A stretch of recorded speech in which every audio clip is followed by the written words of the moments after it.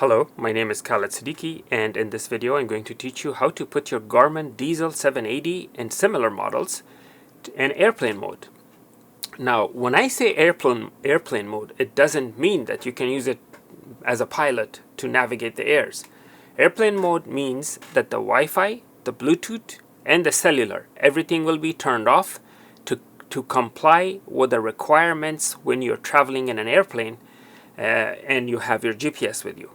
Airplane mode is required for all the radio emitting or radio transmitting devices to prevent interference with the navigation and radio communication of the airplane. So let's see how we can put this unit in airplane mode. All right. So in order to change this unit to airplane mode, the first thing you need to do is you need to go to the settings, and then in this page go to more, and more you have to go to airplane mode and turn on that button, that one right there. Now notice the little sign of the airplane right there.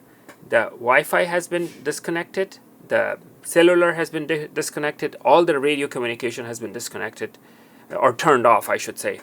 And now it's back, turned back on, and all the communication, Wi-Fi, cellular, everything is back in business. All right, I hope this was educational. Please make sure to like and subscribe.